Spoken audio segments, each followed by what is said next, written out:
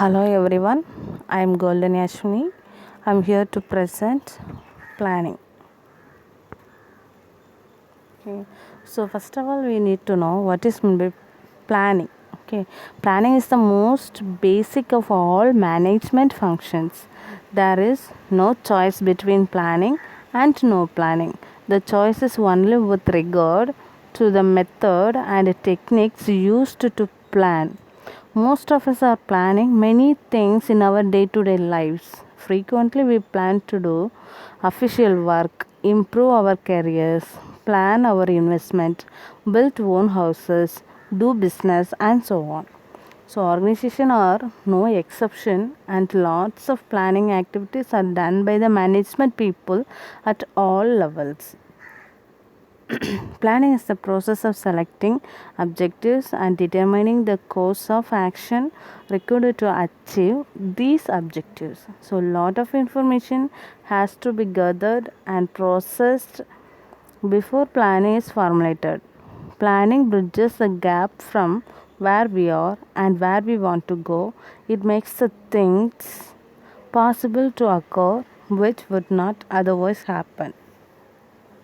So, according to Holmes and O'Donnell, planning is deciding in advance what to do, how to do, when to do it, and who is to do it. So, it is the selection among alternatives of future course of action for the enterprise as a whole and each department within it. So, plans involves in selecting enterprise objectives and determining ways of achieving them.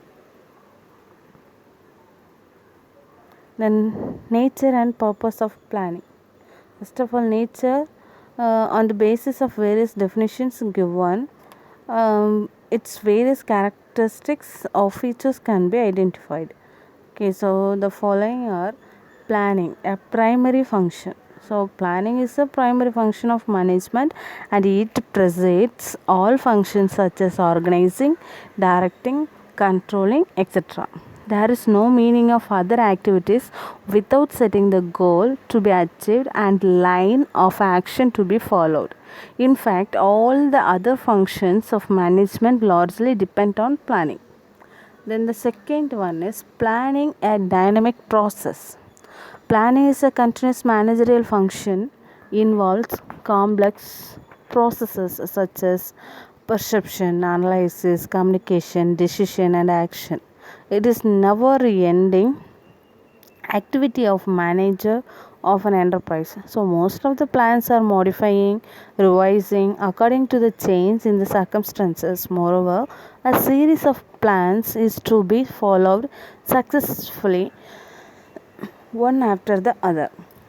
Thus the planning process will continue and will never come to an end.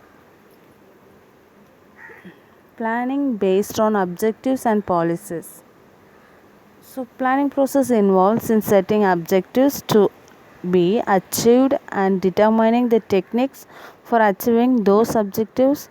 The various techniques such as policies, programs and procedures are formulated.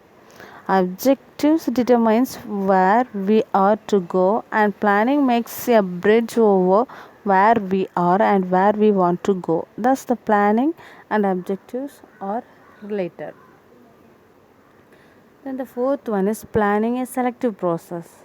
For achieving a particular objective, there are number of alternatives are available. So the planning manager has to select only one alternative which is best suited to the firm. Thus the planning is one kind of selective process. Then the fifth one is pervasiveness of planning. So planning is generally considered as a function of top level management, but it is not true. Planning function should spread or make available throughout the organization. Every manager has a planning function to perform.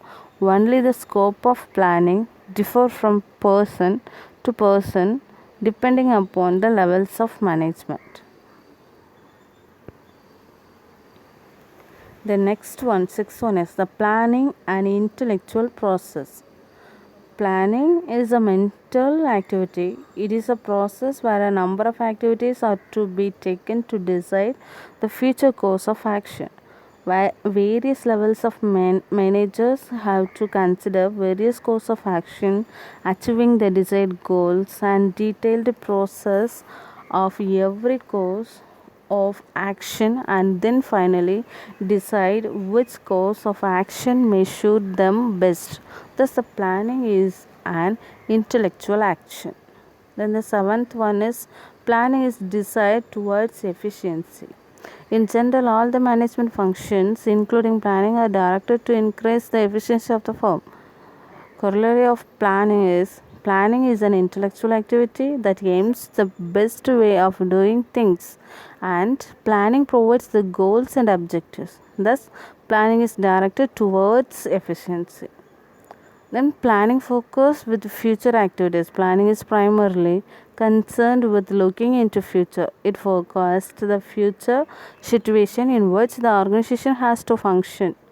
Simply planning decide the present what is to be done in future.